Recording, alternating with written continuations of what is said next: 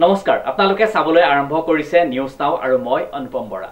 যোৰহাট জিলাৰ মানৱ অধিকাৰ সহায়তা সংঘৰ উদ্যোগত উদযাপন কৰা হয় ৭৮ সংখ্যক স্বাধীনতা দিৱস নিউজ নাও এক ৰিপৰ্ট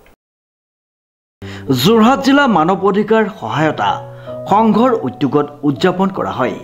৭৮ সংখ্যক স্বাধীনতা দিৱস উল্লেখযোগ্য যে পুৱা ৭ বজাত যোৰহাট বি.আৰ. আম্বেদকাৰ ভৱনত মহামানৱ মহাত্মা গান্ধীৰ প্ৰতিমূৰ্তিত বন্তি প্ৰজ্বলন আৰু বি.আৰ. আম্বেদকাৰৰ প্ৰতিমূৰ্তিত বন্তি প্ৰজ্বলন পুৱা ৭:৩০ পতাকা উত্তোলন ৯:৩০ মুক্তিযোদ্ধাৰ শ্ৰীমতী বিজয়া মজিন্দাৰ বৰুৱাক সম্বৰ্ধনা আৰু ১০:৩০ যোৰহাট দেৱালয় ৰোডত অৱস্থিত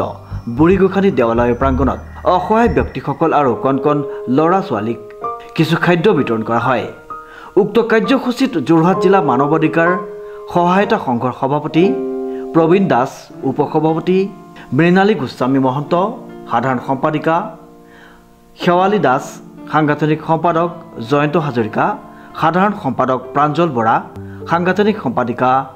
ৰীনা দাস জিলা ভাৰপ্ৰাপ্ত ৰীতা দাস কোষাধ্যক্ষ বিমান হাজৰিকা জিলা ভাৰপ্ৰাপ্ত লেখন ৰহিদাস জিলা উপসভাপতি কেশতী দাস জিলা মুৰব্বী নগেন চন্দ্ৰ দাস জিলা পৰিদৰ্শক মনোজ বৰা জিলা অধ্যক্ষ মানসজ্যোতি দাস আৰু ভালেসংখ্যক যোৰহাট জিলা মানৱ অধিকাৰ সহায়তা সংঘৰ বিষয়ববীয়া উপস্থিত আছিল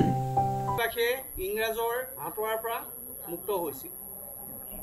সেইকাৰণে আমি সকলোৱে এই দিনটোত জাতীয় পতাকাখনৰ তলত সমবেত হৈ এটাই পণ কৰিব লাগে যে আমি ভাৰতৰ সন্তান আমি ভাৰতৰ বুকুৰ পৰা কোনোদিন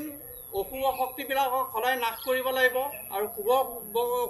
শক্তিৰ উদয় হ'বলৈ আমি পণ কৰিব লাগিব গতিকে মই সকলোকে আহ্বান জনাওঁ যে সকলোৱে একতাৰ দলে ভাতৃত্ববোধৰ দলে এই জাতীয় পতাকাখনৰ সমবেত হৈ আমি সদায় এক পণ কৰিব লাগিব যে আমি ভাৰতৰ সন্তান ধন্যবাদ ব্যুৰো ৰিপৰ্ট নিউজ নাও।